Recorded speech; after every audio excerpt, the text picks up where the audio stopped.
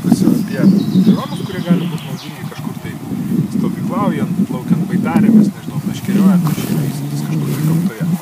Tai turiu du modelius. Vienas yra tikras kinietis, kuris kainavo 20-30 litų, o kitas yra tikras komunistas, tai yra made in USSR, pagamintas Sovietų Sąjungos kažkada.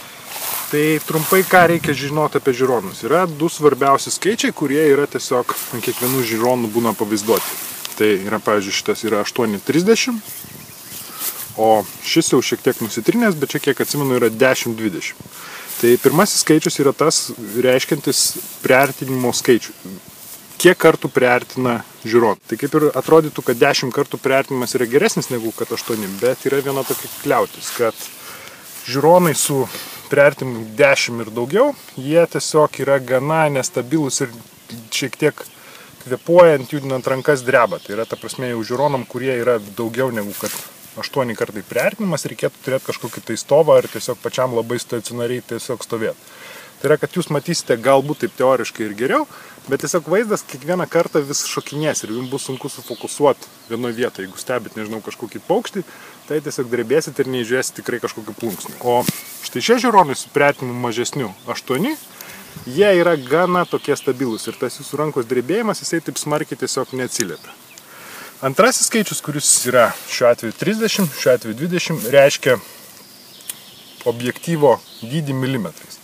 Tai šiuo atveju vėlgi, kuo didesnis yra objektyvo dydis, tuo jisai yra geresnis, nes šiuo atveju šitas objektyvas su 20 mm, šitas su 30, 30 surinks daugiau šviesos ir bus tiesiog ryškiau matomas vaizdas, ryškiau, ta prasme, matysit kažkokius tai kontūrus ar kažką tai kitą.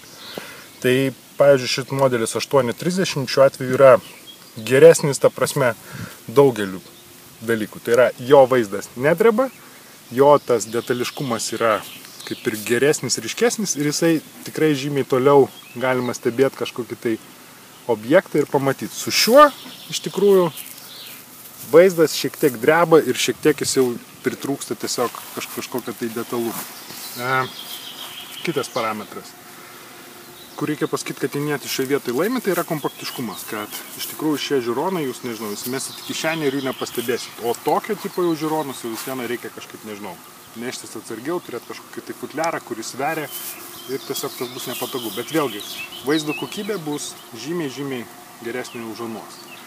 Galit susirasti, nežinau, galbūt jau dar dvigubai didesnius už šios žiūronus ir sovietai buvo gan stiprus ant žiūronų gamyboje, ta prasme, pavyzdžiui, kažkokius berkutus, kurie apskritai jau pritaikyti, nežinau, arba labai jau detaliam biologiniam stebėjimui, arba tiesiog kažkokį tai medžioklės reikmėm ar kažką tai kito. O šių žiūronų tiesiog pakaks, nežinau, labai tokie artimai žvalgybai, kažkur tai meškeriojant, kažkur tai tiesiog plaukiant baidarėmis pasižiūrėti kaip iš ežero. Viduje savo turi jau tokį tai kaip ir perimą, tiesiog spindulys pataiko čia, jis apsisuka ir tik tada papuola į šitą okuliarą. Tai šitie žiūronai, jie savo kompaktiškumu nusileidžia, bet jie, ta prasme, fokusuoja ryškesnį ir geresnį vaizdą. Neapsigaukit to, kad, ta prasme, yra pigių kažkokių kinietiškų žiūronų, galbūt paieškokit pačių geriausių kiniečių, arba tiesiog, nežinau, skelbimuose pas savo draugus, giminės, šeimos narius išsikaulikit, kad jums padovanotų kažkokį seną tėvo, dėdės, močiutės žiūronus.